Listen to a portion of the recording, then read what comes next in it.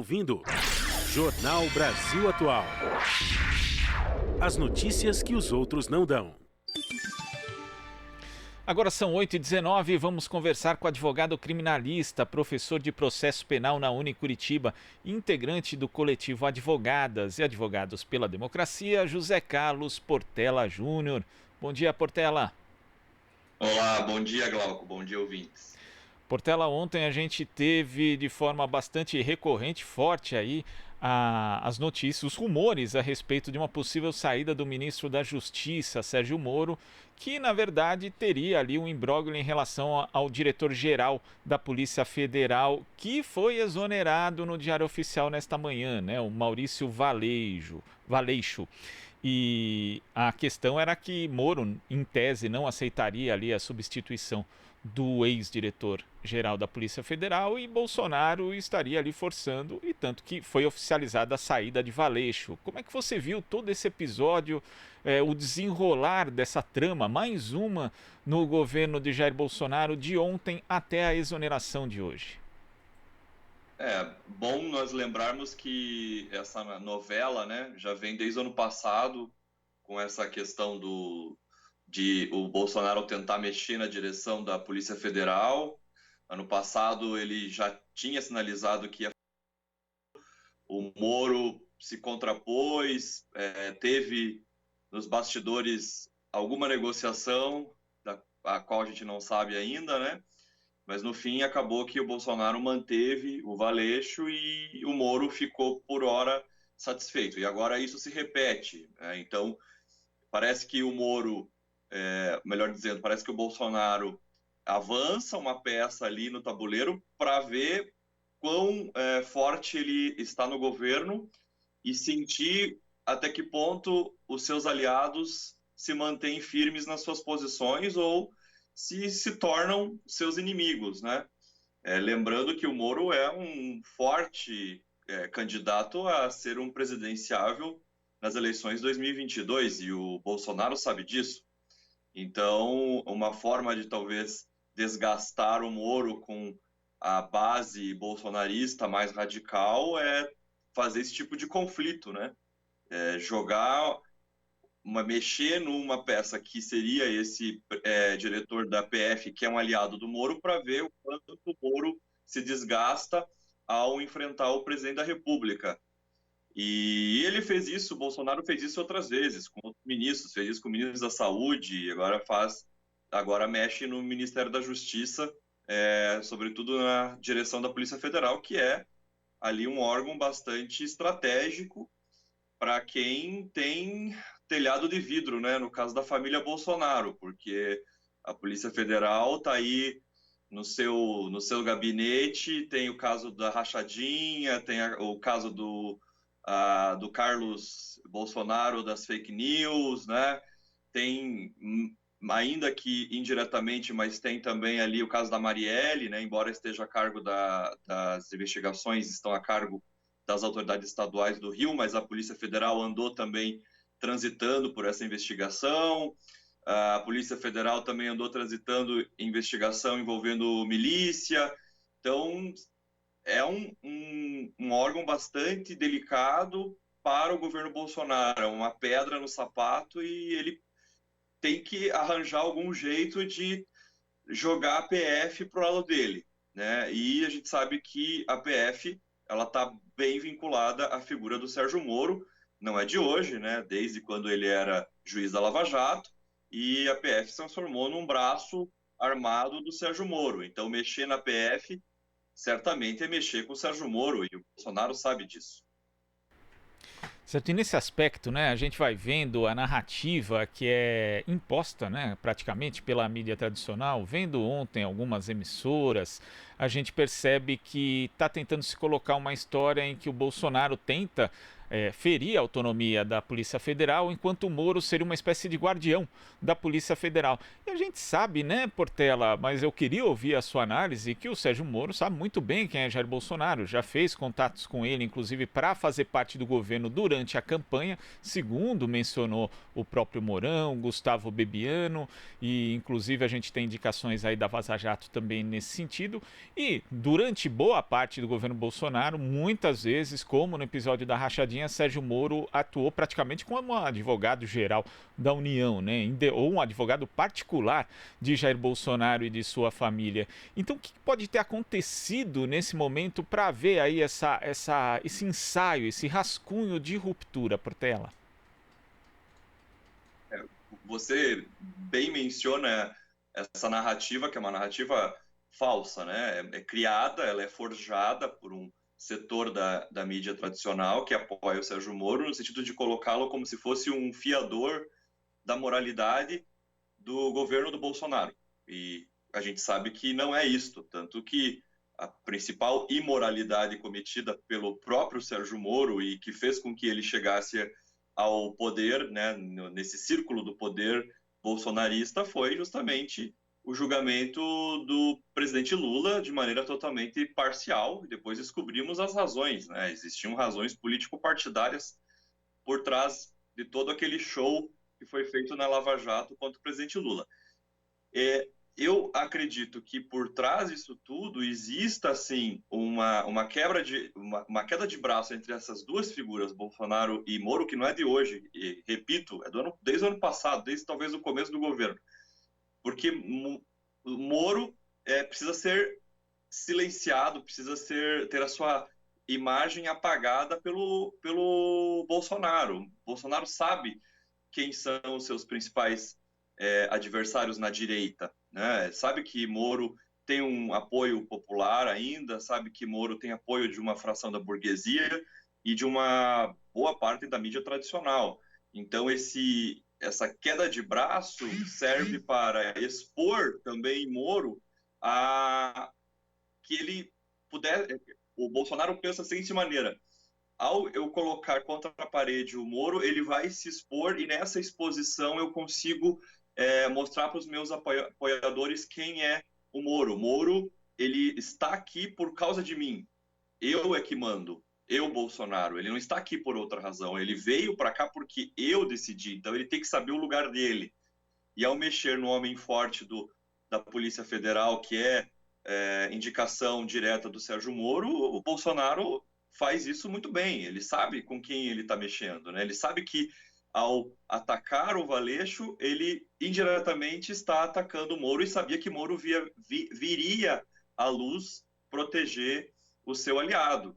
E assim, o Bolsonaro reforça a sua posição de homem forte, que é o que ele quer sempre mostrar. Ele quer mostrar: eu sou o presidente da República, não sou a Rainha Elizabeth.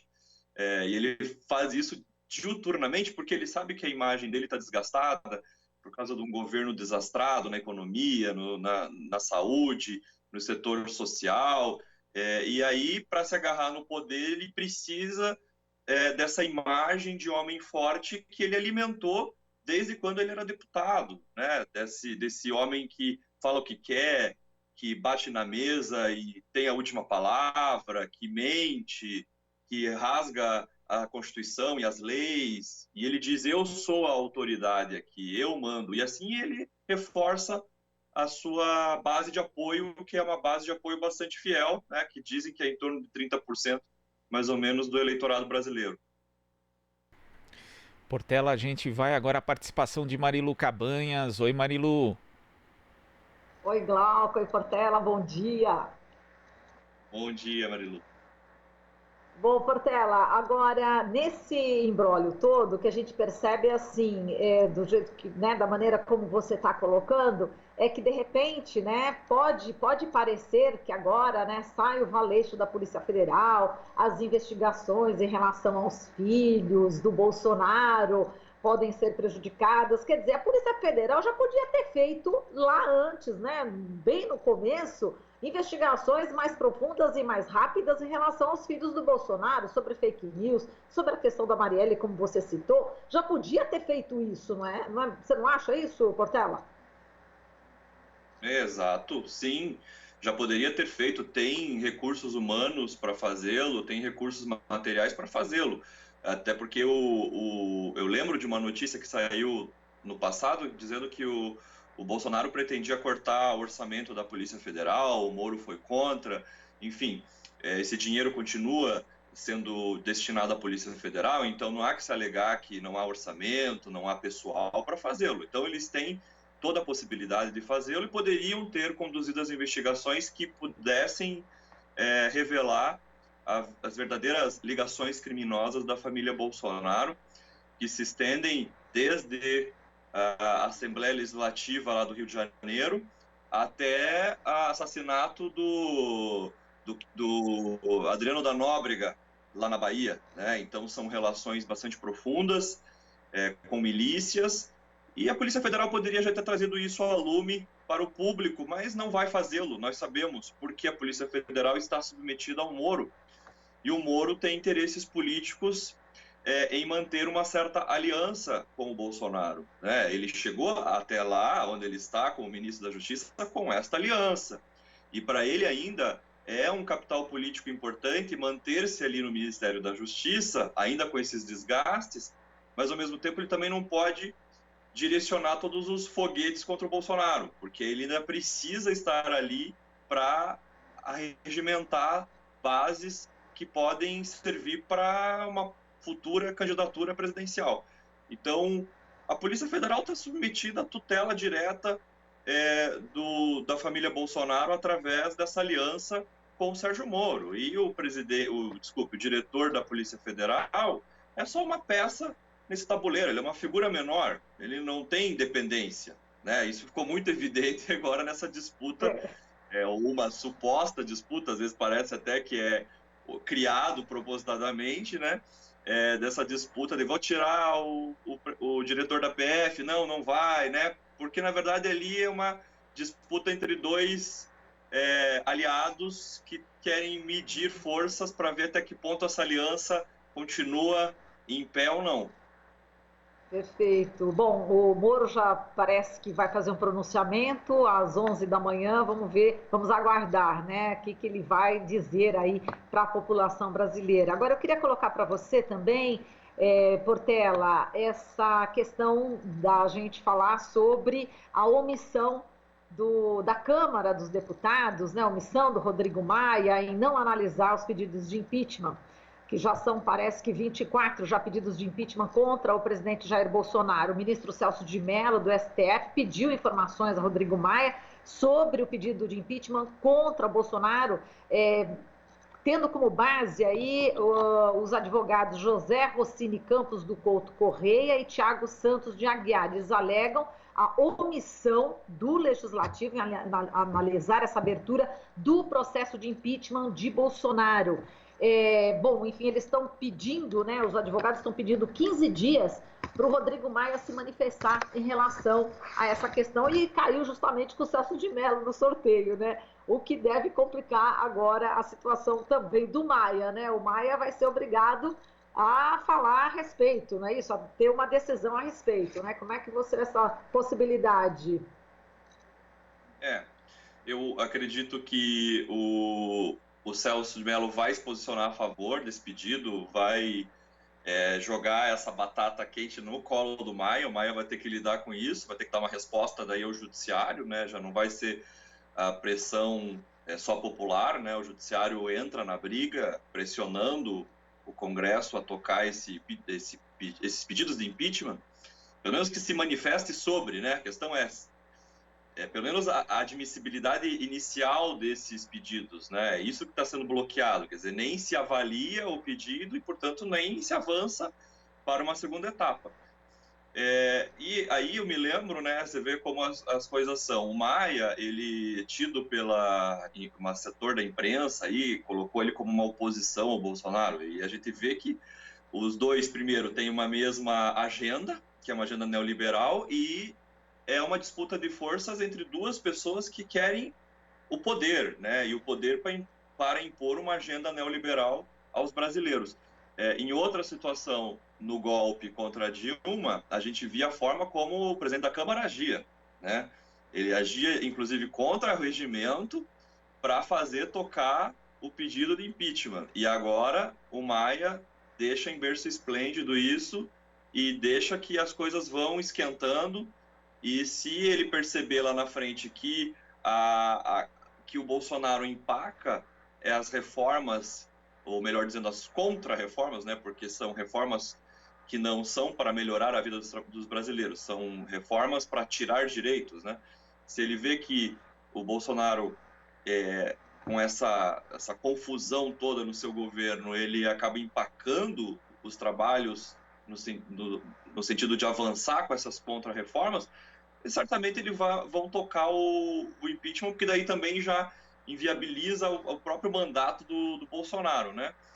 Mas enquanto as contra-reformas conseguirem, se elas forem tocadas pelo Congresso, e estão fazendo, inclusive com medidas provisórias que vêm do presidente da República, alguma ou outra eles freiam, mas é mais para mostrar para o Bolsonaro que eles também têm poder, né? Não é porque eles estão interessados em defender o povo, né? Então, a questão da carteira verde e amarelo, que foi através de uma medida provisória do Bolsonaro, e o Congresso acabou não votando essa medida, então ela perdeu a validade, mas foi como uma resposta ao fato de que o Bolsonaro estava incitando a população a fechar o Congresso.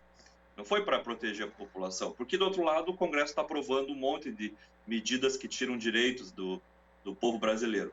Então, o Maia usa desses pedidos que estão ali parados para ver como é que o Bolsonaro se comporta, se ele vai dançar a música do Congresso ou não, no sentido de aprovação das contra-reformas que eles estão aí focados em aprovar. Se vê que não vai, aí certamente tocam isso e jogam a bomba no colo do Bolsonaro e aí inviabiliza o mandato dele.